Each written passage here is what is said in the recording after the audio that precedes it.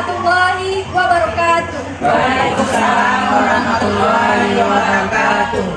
Alhamdulillahirabbil alamin. Wassalatu wassalamu ala asrofil anbiya'i wal mursalin wa ala alihi wa ashabihi rasulillahi ajma'in. Puji syukur marilah kita ucapkan atas kehadiran Allah Subhanahu wa taala. Berkat rahmat dan karunia-Nya lah kita bisa berkumpul dalam ruangan yang kita cintai ini. Salawat beserta salam tak luput pula kita sampaikan buat Nabi kita, yakininya Nabi Muhammad Sallallahu Alaihi Wasallam. Allahumma salli ala Muhammad wa ala ali Muhammad. Yang terhormat kepada Bapak Kepala Sekolah SMAN 1 Linggosari Baganti, Bapak Dr. Handus Mulfi Joni, ME, yang sudah mengizinkan saya untuk melaksanakan acara kita di sekolah ini. Selanjutnya yang saya hormati kepada panelis kita yang sudah hadir di hadapan kita semua, Ibu Sri Intan Nurulaini AMD GZ. Dan seterusnya kepada ibu-ibu sekalian yang sudah menyempatkan hadir di acara kita ini. Nah, sebelum memulai acara diskusi, saya akan memperkenalkan diri terlebih dahulu. Perkenalkan, saya Atika Berliana, mahasiswi Universitas Islam Negeri Sultan Syarif Kasim Riau, jurusan Ilmu Gizi. Dan selanjutnya, adapun tema kita pada pagi hari ini adalah pencegahan hipertensi pada orang dewasa dengan diet gas. Nah, topik ini saya angkat dengan tujuan untuk menambah wawasan dan pengetahuan Bapak Ibu sekalian mengenai hipertensi dan diet gas, serta mengedukasi agar bisa mengendalikan tekanan darah. Nah, sebelum berbincang dengan para panelis kita, maka saya akan membagikan sebuah leaflet kepada Bapak Ibu sekalian.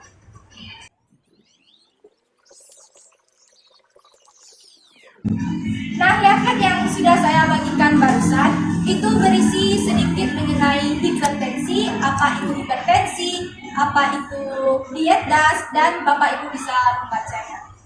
Nah, berbicara mengenai hipertensi, tentu bukan hal yang tidak biasa yang kita dengar. Pada saat kita mendengar hipertensi, yang ada di pikiran Bapak Ibu sekalian pasti tekanan darah yang tinggi atau tekanan darah yang di atas biasanya. Nah, berdasarkan menurut WHO, pada tahun 2011 menunjukkan 1 miliar orang di dunia menderita hipertensi, di mana 2/3-nya berada di negara berkembang. Hipertensi juga menyebabkan banyak sekali kematian, sekitar 8 juta orang setiap tahunnya. Dan juga 1,5 juta kematian terjadi di Asia Tenggara, dengan 1/3 populasinya menderita hipertensi. Karena banyaknya orang yang terserang hipertensi ini, tidak sedikit orang yang merasa hipertensi ini penyakit yang biasa aja. Jadi mereka menganggap hipertensi ini adalah penyakit yang nantinya bisa sembuh dengan sendirinya. Tapi itu tidak, karena hipertensi ini adalah awal mula dari terjadinya penyakit berbahaya lainnya, seperti stroke, jantung, dan penyakit lainnya. Untuk itu, penjelasan lebih lanjutnya lagi akan dijelaskan oleh panelis kita kepada Ibu Sri Intan Nurulaini AMD GZ. Dipersilakan. Terima kasih atas kesempatan dan undangannya yang telah diadakan oleh Tika. Dan sebelum saya melanjutkan ke materi, perkenankan saya memperkenalkan diri. Perkenalkan, nama saya Sri Intan Nurulaini, biasa dipanggil Intan. Saya bertugas di Puskesmas Air Haji sebagai tenaga gizi. Baiklah, kita langsung ke materi, yaitu pencegahan hipertensi pada orang dewasa dan diet gas. Mungkin ibu-ibu sudah tidak asing lagi mendengar kata hipertensi karena ini sudah lumrah dan rata-rata sudah banyak ibu-ibu yang mengalami hipertensi. Hipertensi merupakan suatu keadaan di mana peningkatan darah sistolik berada di atas normal, yaitu 140 mmHg dan tekanan distoliknya 90 mmHg. Biasanya yang dikatakan normal itu apabila tekanan darah kita kurang dari 120 dan distolnya kurang dari 80. Dan hipertensi yaitu 120 sampai 130 dan distolnya 80 atau 89. Ini sudah dimasukkan awal, sudah mulai ada gejala. Yang hipertensi stadium 1 atau stadium 1 itu apabila tekanan darah kita sudah mulai dari 140 sampai 150 dan distoliknya 90 sampai 99. Dan hipertensi cek 2 yaitu apabila tekanan darahnya sudah di atas 160 dan dispolnya 110 atau lebih. Nah, jika tekanan darah kita sudah lebih dari 180, berarti itu sudah masuk kritis. Berarti kita sudah harus waspada karena ini sudah termasuk bahaya. Kalau tidak segera ditangani, ini akan bisa menyebabkan sakit. Gejala dari hipertensi ini sering seperti sakit kepala, pusing, lelah, lemah dan sesak nafas. Kadang-kadang juga disertai dengan mual.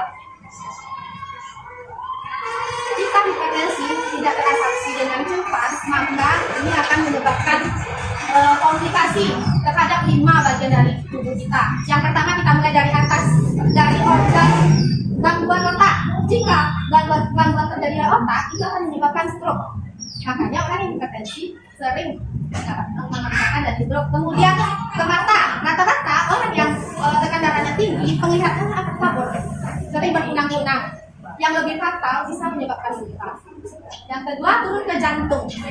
Karena tekanan darah kita yang tinggi, jadi jantung kita akan bekerja lebih kuat. Jadi dia memompa lebih kuat. Jadi ini kadang-kadang tidak bisa kita atasi, akan menyebabkan serangan jantung.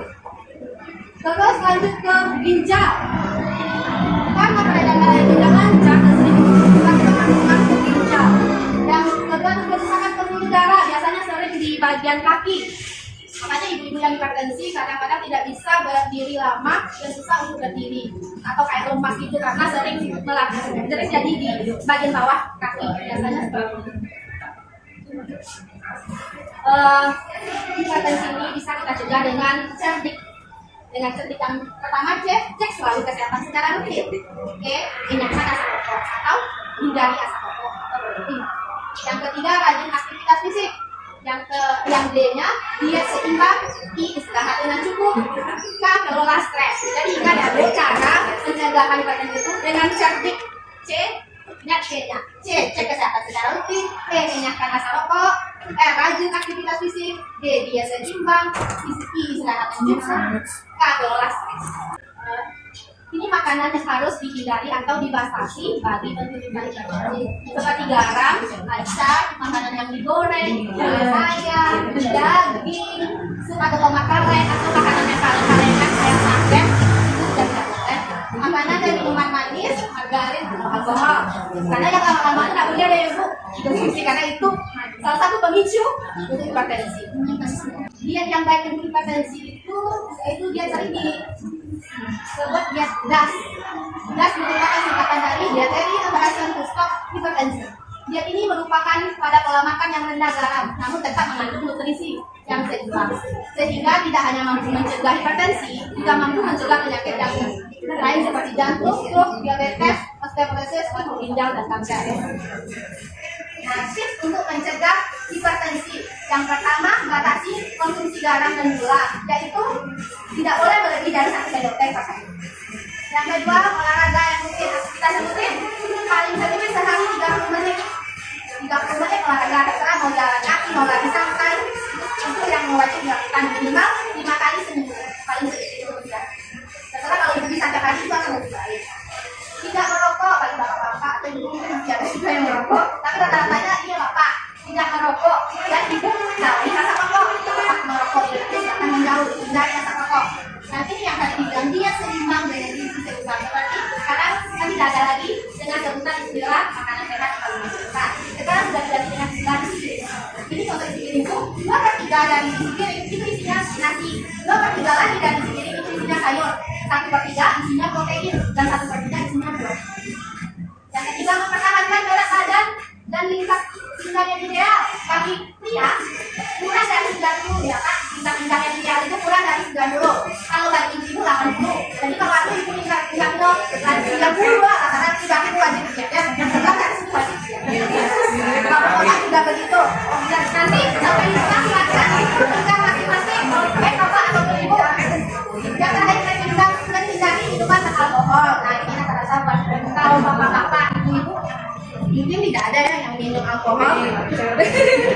Jadi kalau ada tolong dihindari minum alkohol. Itu yang saya mudah-mudahan bisa dipahami. Terima kasih. Agak berat ya.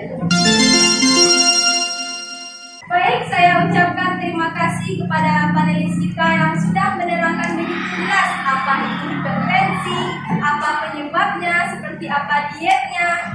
Nah, saya harap bapak-bapak dan ibu-ibu di sini bisa menerapkan apa yang sudah dikatakan oleh panelis kita tadi. Barangkali ada tindakan yang besar bisa diperbaiki. Nah, untuk sesi selanjutnya saya akan membuka 3 pertanyaan saja. Saya beri kesempatan kepada bapak atau ibu yang ingin bertanya. Saya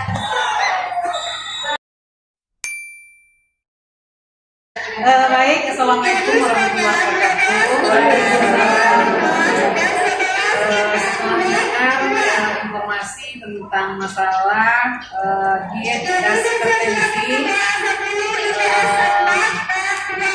kami mungkin di sini mengucapkan terima kasih banyak ya atas ilmu yang diberikan, karena ilmu yang diberikan barusan atau ilmu yang kami dengar barusan itu sesuai dengan keadaan atau kondisi tubuh ibu-ibu yang ada di sini. Kemudian setelah disimak per item apa yang disampaikan, di sana itu kita disuruh untuk melakukan diet DAS karena sudah hipertensi. Di sisi lain, sementara kita punya riwayat misalnya penyakit asam urat, sementara di dalam dietnya itu kita disuruh untuk makan sayur-sayuran hijau. Nah, apakah karena berdasarkan ilmu yang didengar ya, tapi itu apakah ini atau enggak? Kalau banyak makan sayur hijau menjadi asam urat. Nah, kira-kira gimana itu? Terima kasih. Assalamualaikum warahmatullahi wabarakatuh. baik, terima kasih kepada ibu dan langsung dijawab kepada panelis kita. Biasanya tidak seluruh makanan hijau yang mengandung kulit. Karena sampai tidak boleh kan makanan hijau yang mengandung kulit. Karena kita menyebabkan seperti yang tidak bagus untuk asam urat seperti singkong, seperti kangkung itu kan tidak bagus. Kadar gizinya tinggi. Yang kedua melinjo, daun hijau atau biji melinjo kalau di sini seperti itu paling tinggi kadar kualitnya. Boleh tidak dimakan, karena itu paling tinggi kadar. Yang bayam masih tinggi kadar, tapi tidak terlalu tinggi. Kalau daun ubi tidak, kan kayak buncis kan masih bisa. Kacang panjang itu jangan salah ya, banyak penderita asam urat yang salah persepsi. Tidak boleh makan kacang-kacangan. Kacang panjang bukan termasuk golongan kacang-kacangan ya Bu, itu termasuk dalam sayur. Sayur itu yang dikatakan kacang-kacangan seperti kacang hijau, kacang kedelai, kacang merah itu ya kacang-kacangan. Kalau kacang panjang itu bukan kacang-kacangan ya Bu, itu termasuk golongan dalam sayur. Jadi boleh dimakan. Kalau buat makan, saya pribadi tidak ada membatasi makanan, tidak ada yang tidak boleh. Setiap makanan itu mempunyai nilai gizi masing-masing. Tergantung cara kita mengolah dan mengkonsumsinya. Jika kita pandai membatasi, insya Allah itu tidak ada. Ya, makasih. Bagaimana penjelasan dari panelis kita? Sudah jelas sebenarnya. Baik. Dengan lembaran yang saya pegang ini, ya ada gejala hipertensi. Salah satunya adalah sakit kepala. Apakah semua sakit kepala itu merupakan salah satu gejala daripada hipertensi? Atau sakit kepala yang bagaimana bisa dimasukkan ke dalam gejala hipertensi? Baik, tidak semua sakit kepala itu hipertensi. Kita bisa menegakkan kita diagnosa hipertensi apabila tekanan darah kita 140 per 90 atau 100. Baru kita, misalnya kita baru merasa sakit kepala, itu kadang-kadang kita kurang istirahat.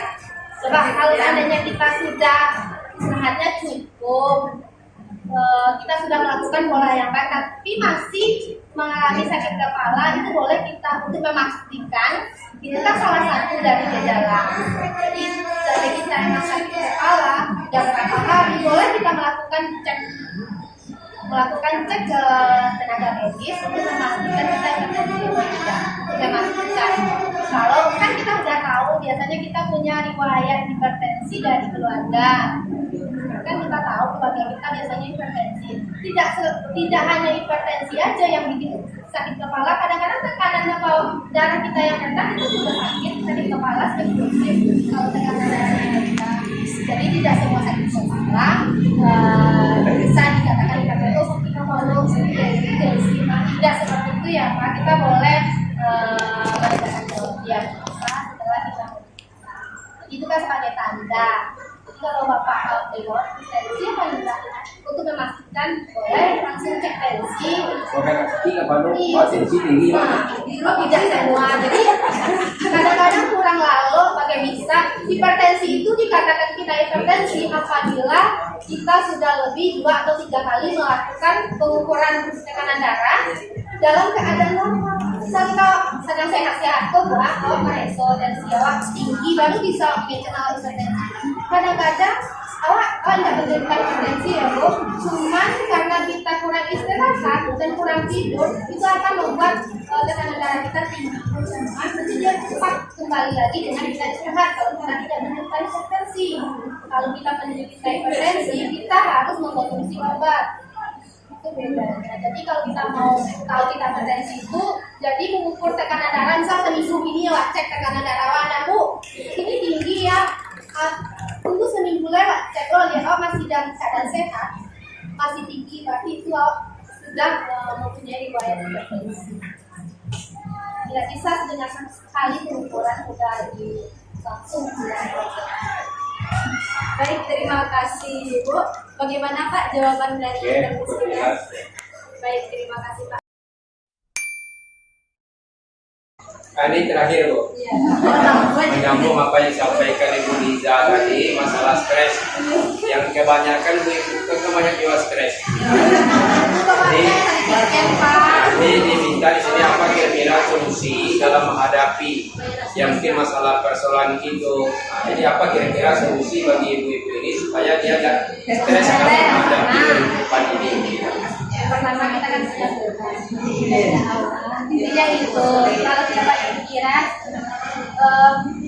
sering telat salah satu itu sering keluar jadi ngumpul-ngumpul tapi ngumpul nggak harus gibah ya Bu, ngumpul pagi sharing cerita.